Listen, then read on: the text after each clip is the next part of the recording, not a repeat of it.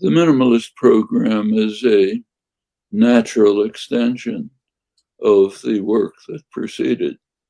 There's a comment by a famous, world famous physicist, John Wheeler, Institute for Advanced Study, who was contemplating the long development of physics over many centuries. And he said, if we someday, maybe in centuries, maybe in millennia, people will discover the true theory of physics, and it will be so simple, we'll be amazed at the fact that nobody ever thought of it before. We're struggling, trying to improve. Things are chaotic, complex, but there's some simple idea hidden there somewhere, which we'll finally discover, and then we'll be astonished that we did not see it right away. That's the way science progresses. Well, that's the minimalist program. Linguistics doesn't have anything like the history of physics or the achievements. But if you look at the early days of modern linguistics, roughly 70 years ago, the task of trying to capture the rich and diverse phenomena of language looked almost hopeless. It looked on the surface as though languages could differ in almost any imaginable way. In fact, that was actually a thesis of structural linguistics, that languages differ so enormously that each one has to be studied on its own by the procedures developed in structural linguistics. Now, that's what anything looks like if you don't understand it.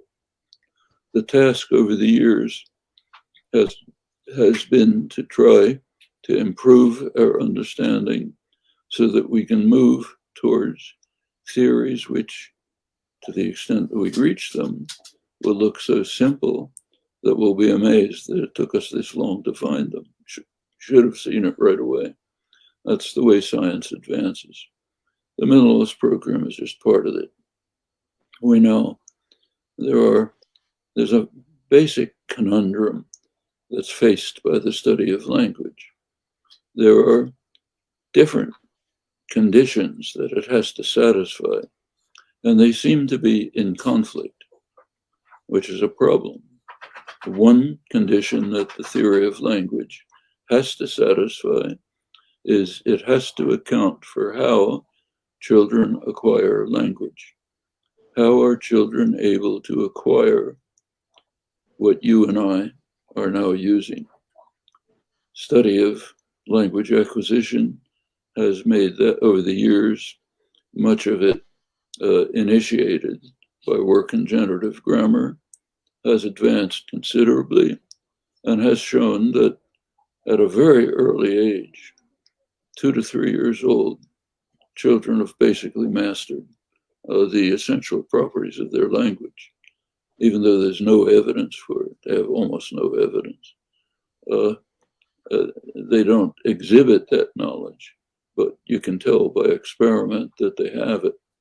Well, that's one problem.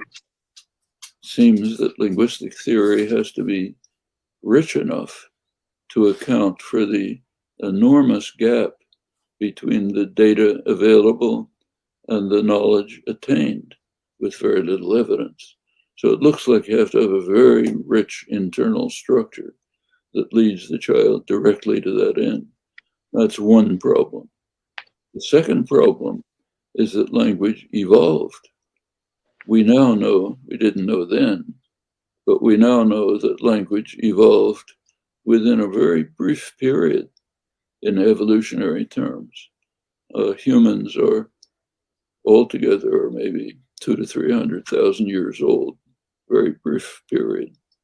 We know that they began to separate by genomic evidence shows that humans began to separate not long after they appeared on Earth, at least 150,000 years ago. These are very small numbers in evolutionary time.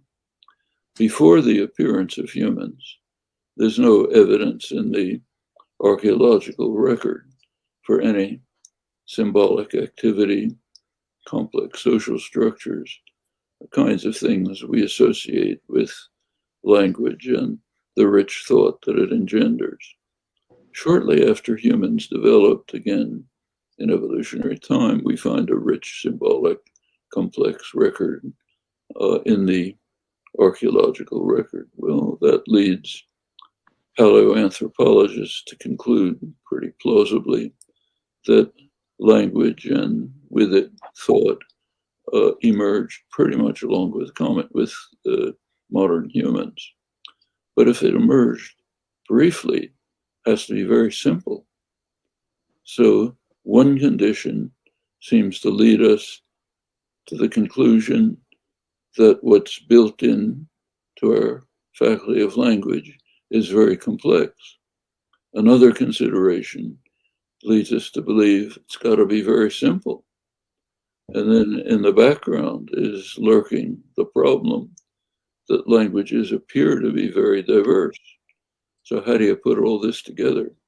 Looks like a contradiction. Well, the Minimalist program, last 20 years or so, is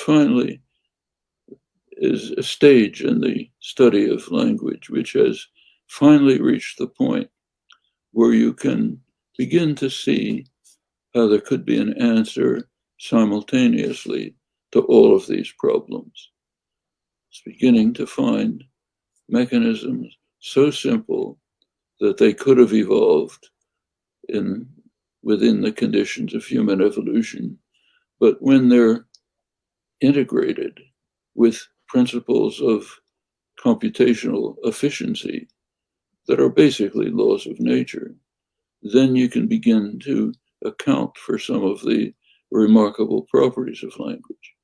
That's the stage we're in now, and I think it's a very promising new era in the millennia-old study of language.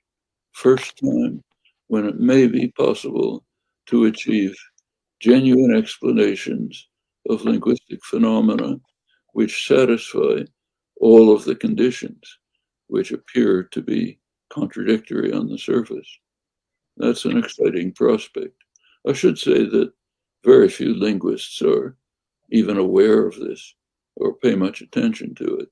It's a small development in the field, but it's the kind that I think may be opening up the way to an entirely new era in the study of the nature of humans, the cognitive nature of humans.